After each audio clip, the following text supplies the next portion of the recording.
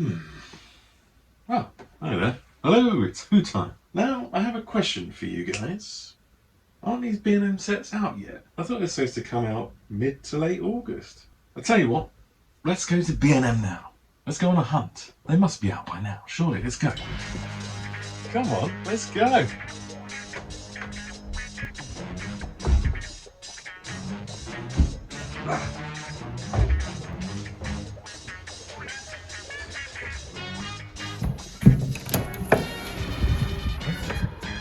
No way.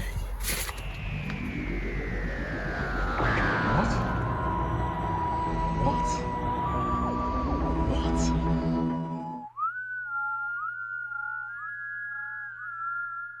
Yes, that's right guys, I've received a free sample from Character for an upcoming / imminently about to arrive set. Signing up to that mailing list, was it a couple of years ago now, has really paid off. Inside, of course, is the Keys of Marinus Set. But you knew that, of course, because it was in the title of this video and the thumbnail. So let's get into this set, get it into my light box and put a spotlight on it and see what's what. Oh, it's a beauty, look at it. Character really spoils us this time. We have a lot of new sculpting here on these figures to dig into, as well as a few modifications to the packaging. So kicking off with the latter, we of course have a lot of the usual details that we've grown accustomed to since 2019. We obviously have the current era logo up here, Jodie Whittaker's logo. The TARDIS drawing outline here on the left with a grey background. The same fonts down here, the Keys of Marinus 1964 collector figure set. And the limited edition gold sticker here, lovely. It says down here it's 5.5 inch 14cm scale collector series. That's a new bit, isn't it? I think. Ever since the Capaldi figures came out, they've been saying this. Why, I don't know, but most of the range is still 5 inches. Only Capaldi himself, that was strictly speaking 5.5 inch. Bizarre, anyway. It's the usual stuff on the side here, the current era logo, the TARDIS drawing. Oh dear. Oh yeah, mine got a bit squashed in the post here, my set. On the other side here, and on the top, it does say includes Ian Chesterton, Voords 1 and Voords 2. Before we look round the back, can you spot anything, see anything else different at the front here? No? Well, strictly speaking, it's inside. We have a background diorama. Obviously we'll look at that more closely once we open this baby up. Having a look round the back at last, we have a lot of the same design details featured elsewhere on the packaging, plus some individual pictures of each figure with labelling beneath. 5.5 inch 14cm scale collector series, once again. Some legalese down here in the bottom corner, plus another new addition to the 3 packs. We have a blurb here for the story of the Keys of Marinus. You can pause now if you'd like to read this. Now, let's get inside. Yes. Okay, diorama and the figures. Well, let's quickly look at the diorama quickly before we look at the main event, the lovely figures. So here's the background diorama. Now, I would try and just let it stand by itself, but as you can see, it's a bit crumpled as the set got a little bit squashed in the post. Thank you, Yodel. Wondering who the service provider was. Sod Yodel. As I said, this is a new addition to 3-pack sets. We don't usually get a background diorama in these. Obviously the dioramas we've definitely already had with the Dr TARDIS packs and also with the 2-pack sets. Unlike some of those though, there are no Easter eggs hidden in the background of this. This is a simple, nice, straightforward homage to the setting of the Keys of Marinus. You've got sort of jungle landscapes, a statue and things, so it's quite nice. If you want to display the figures in front of this, very nice.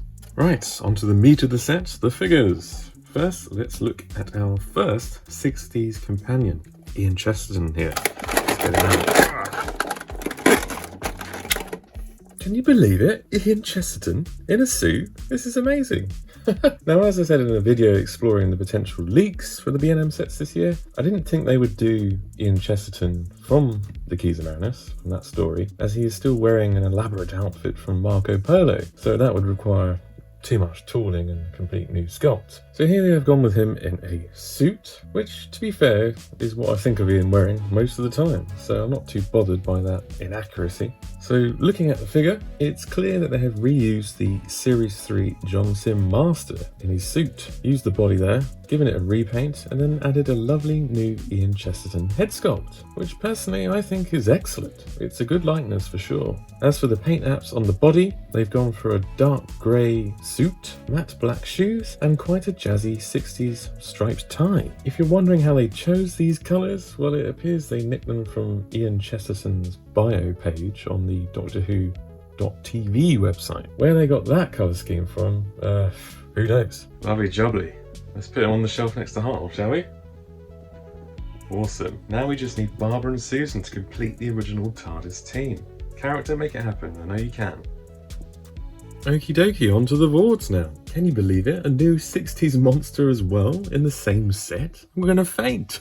So as we can see, we get two Voord variants. To the untrained eye, I'm sure they look exactly the same, but they're not. See if you can spot the differences whilst I explain what's been reused and what's new sculpting. So as a base, it's clear that an Axon man body sculpt has been reused here for the torso, arms and thighs. Otherwise, we have a lot of delightful new sculpting. We have obviously a new head sculpt, a bandolier with a belt and knife sheath, lovely webbed hands, and webbed feet / scuba diving flippers. I think they had to create new lower legs as well to add on and allow articulation for the webbed feet. You can see on the Axon Man there's no foot articulation at all, so the shin calf part of the leg is new too, I think. As the cherry on the cake, we also have what I think is a completely new knife accessory for each Voord. The last time we got a knife was with Leela, but her one I think looks thinner at the handle especially, whereas this new one has a chunkier handle. So I'm pretty sure this is a completely new sculpt for the knife. This knife can then slot nicely into the right hand of the Voord or slide into the sheath on the belt. Amazing stuff. So did you spot the differences between the two Voords whilst I was blithering on? Let's go through it. First off, the head sculpts are different. You can see they have different symbols on each head. One has a circular symbol with a line going through it, whilst the other has a triangle. So that's in fact two new head sculpts,